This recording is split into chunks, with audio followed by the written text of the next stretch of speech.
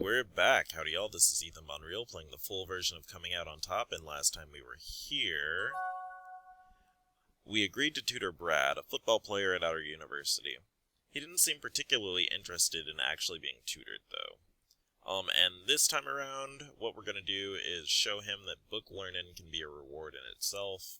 In addition to that, we're going to dabble in some nerdery, and also meet some competition for his time. That being said, let's go ahead and kick off this video. I went ahead and skipped forward to the next time we meet Brad right here, so this is leading up to it. The next morning, you receive another email from the coordinator at the Student Learning Center. She asks if you can return to the athletic house after your classes today. You have to accept this or you'll just never see Brad again. After your classes, you head over to the athletic house. As you wait for someone to answer the door, you feel a nervous flutter in your stomach. Shit, what is wrong with me? Snap out of it, Johnson. So basically my character, or our character, is kind of just fantasizing about how great he is as a tutor, and, Brad being thankful. But, sadly, reality is about to ensue. The door unexpectedly opens. You're catapulted back into reality as you stand face to face with Brad, who reeks of beer and looks like he's been on day 3 of a 4-day bender. Oh, hey, hang on. I've got the pizza money somewhere here. I'm Super Swag, your tutor, remember? He blinks. Oh, yeah, you. Yeah, I remember you now.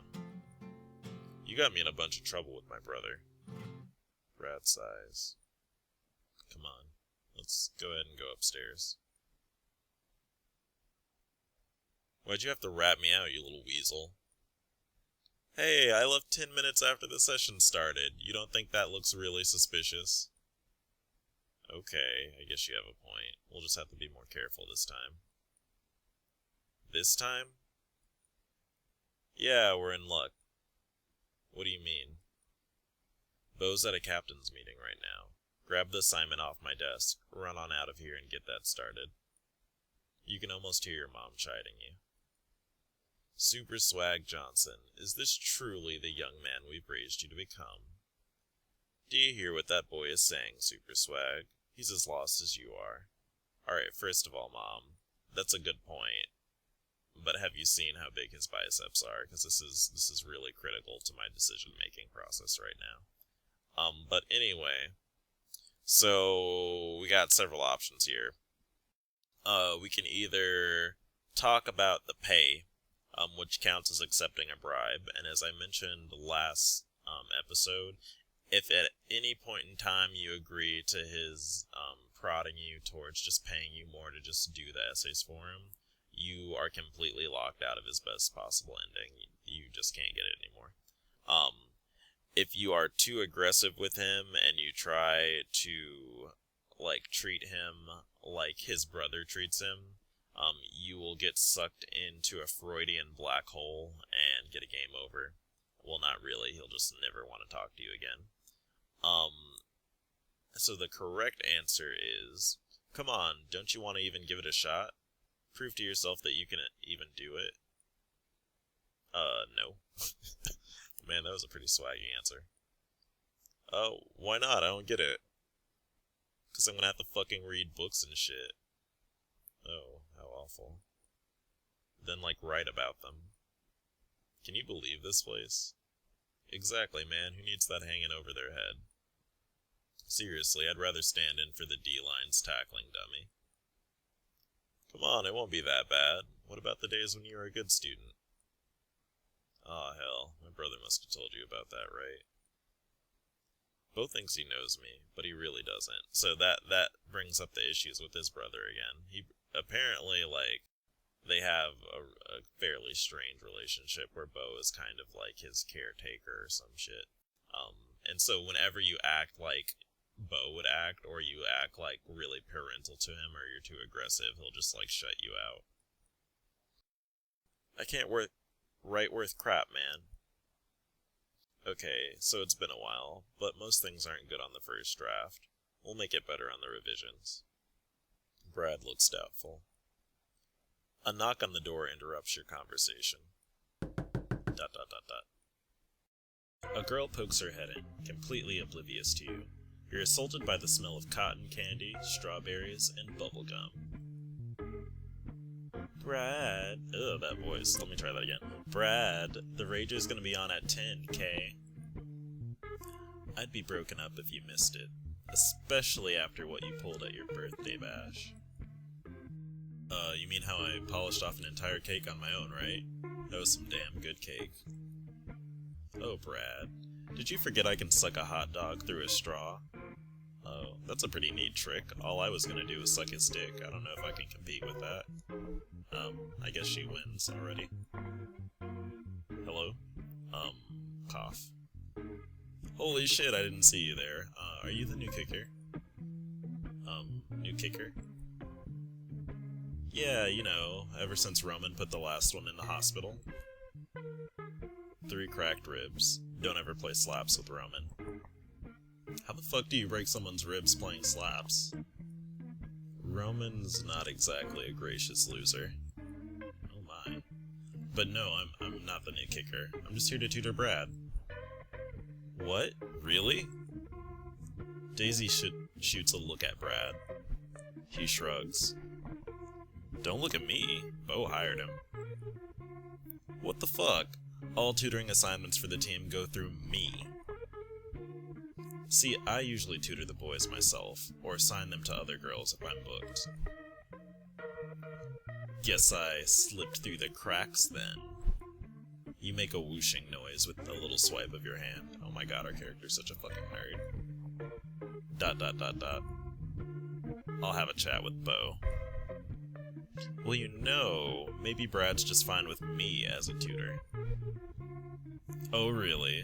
Well, I can write his papers and provide fun little perks.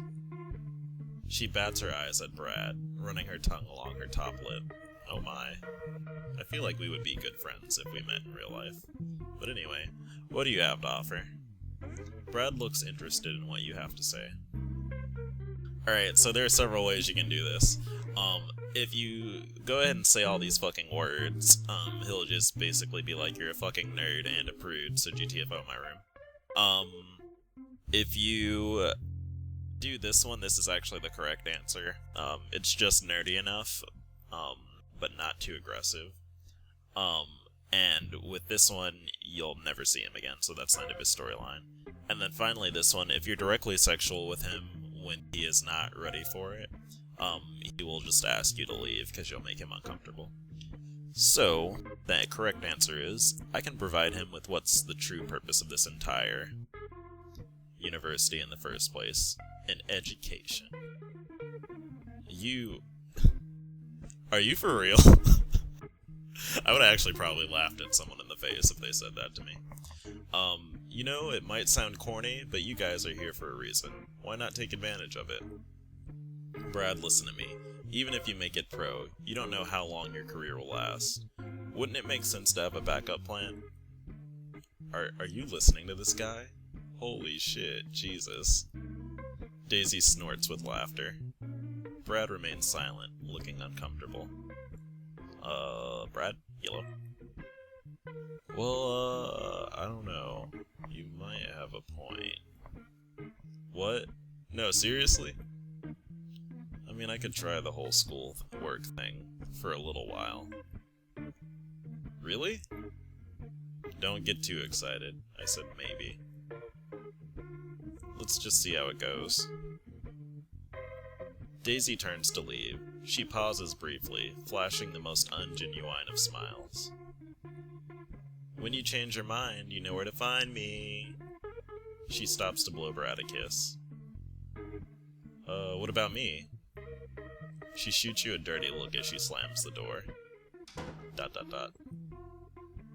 Woo! So you're gonna give this a shot?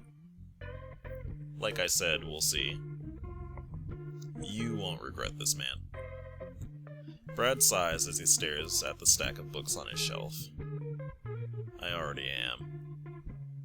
You and Brad sit down to go over his syllabus and brainstorm essay topics. Brad sighs, fidgets, and complains. You tutor him for 2 hours, but you're not sure if anything you said made an impression. You make $60 a session. So that's one of the upsides of Brad's story, is that you, while you're courting him, I guess, or tutoring him, you actually make money. In the other storylines, you have to, like, tutor on your own time to make extra money. So this kind of frees you up to do other things during the weekends instead of work, because you're getting your money through your interactions with Brad, because you're tutoring him. But anyway, school keeps you busy for the rest of the week. What I'm gonna do, because it is now Saturday, which is the weekend, is gonna go ahead and skip ahead to the next scene where we interact with Brad, so I'll be right back. Alright, so it's next Thursday, and if you don't remember, we tutor Brad every Thursday, so we went ahead and headed over to his house, and we found that the door was unlocked, so we're just gonna let ourselves in here. The door to Brad's room is open.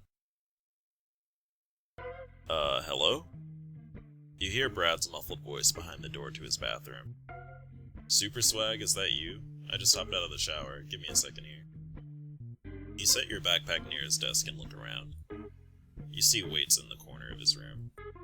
You reach over to pick one up, but it refuses to budge. Oh my, I'm blushing a little bit. Hey. Oh. See, that face is exactly how I feel right now. Can you toss me that shirt behind you? Are you asking me or telling me? Alright, so you toss the shirt to him, praying he doesn't notice the swell in your jeans. I really don't like the word swell to refer to erections, just because it seems really bizarre. Like, I just imagined our character, like, tripped and fell over his penis this morning, and got into a horrendous accident, in which it was badly bruised, and now it's just, like, swelling in his pants. But anyway, that was a bit of a tangent there. Thanks! Well, you ready to hit the books? Oh, can't wait. Brad sits at his desk as you pull up a chair beside him. His skin glistens, still steaming from the shower. He slides his laptop closer to him. So, tell me what to write, man. I'm not writing this for you. But you're not writing it. I'm writing it. You're just, like, telling me what to write. Okay, then type this. So our character is gonna tease him a little bit, because he's pretty insistent on not actually putting in any effort. So as I said, we're not gonna write this for him at any cost, because if you do that, it will lock you out of his best ending. Alright. But he's pretty insistent about not doing it, so you really gotta resist him. Because the thing is if you agree to do it, he will reward you for it, as far as he'll, like, give you compliments and stuff. But at the same time, that's just not the path that gets you the best ending. But anyway, seriously, what's the point of English comp? Alright, Brad, so what I want you to do is come over here and sit on my face while I teach you a lesson about the value of education. So, the correct answer here is you're screwed if you get injured and your football career comes to a grinding halt. That's the point. Because that's something he can kind of relate to. Look, maybe in the grand scheme of a possible NFL career, school seems like a big waste of time to you. However, you're not invincible. Your body is taking a serious beating every time you practice and play. One bad injury, and it's all over. You know how easily it can happen.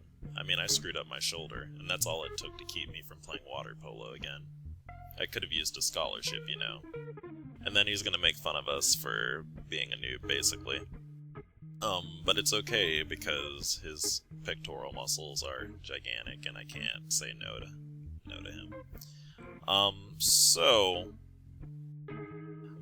We're gonna go on and actually fucking tutor him for once. So let's get the basics down. Everything else will fall into place. Like starting at the 20. What the fuck does that mean? What is starting at the 23? I don't really know anything about sports ball or whatever it is he plays.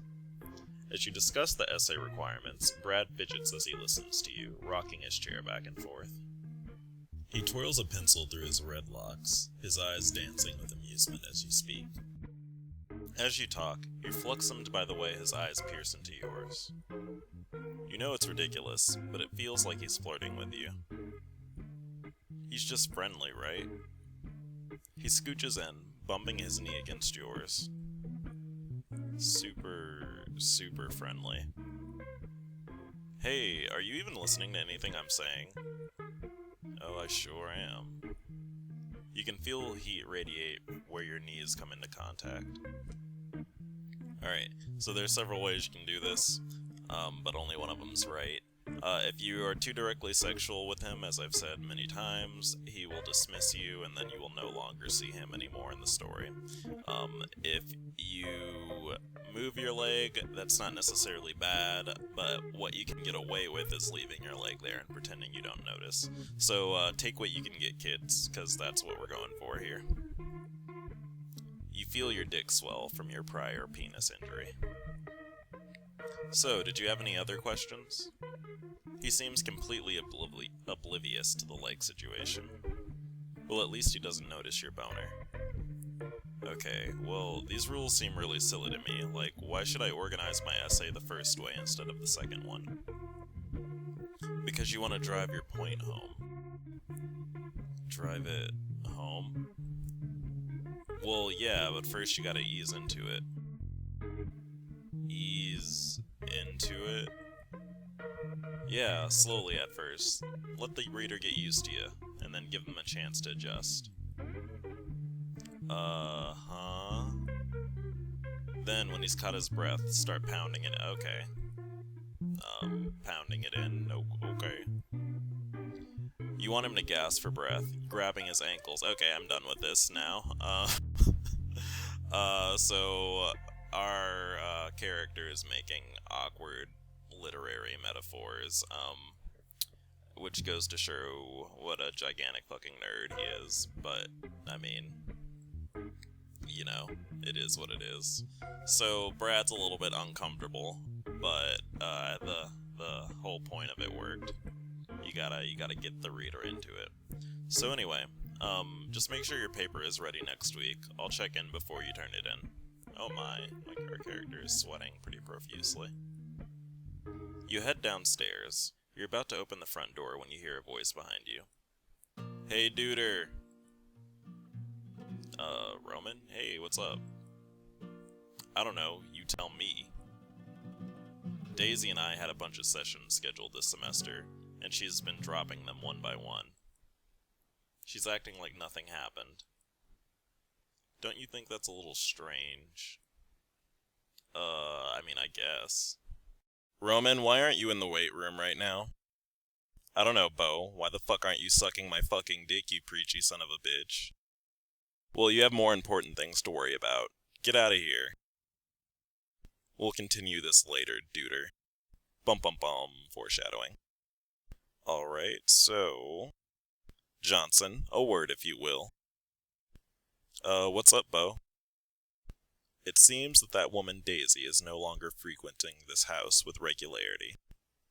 Is it unreasonable to attribute it to your influence? Well... Don't be modest, Johnson. You're a symbol of change, a sign of a new era. Whatever the probable cause of her departure is, I'd like to end your probationary period and assign you to as Brad's official tutor for the rest of this semester. Holy shit, he is hard to read. Or his dialogue's hard to read. Anyway, so this is the message you get, basically, when you have to decide if you want to, like, really seriously pursue someone. Because if you do that, you're not going to be able to have time for the other guys. So it's saying that school's getting busy and you have midterms. If you agree to this, you can't accept other engagements like you could before. So this is basically saying, do you really want to focus all your time on Brad's behind, right? And of course, the correct answer to that for us is yes. I'm here to help Brad succeed. So we're going to click this. There we go. I'm glad, Johnson. See you next week, then. Alright, so this is the end of this video. We've had about 3 sessions total with Brad, and there's going to be 1 or 2 more parts, and then we'll move on to the next guy. Anyway, thank you very much for watching. Have a good day. I'll catch y'all later, and try to update sooner than this. And holy shit, this was a nightmare to edit, so have a good one, y'all. Bye.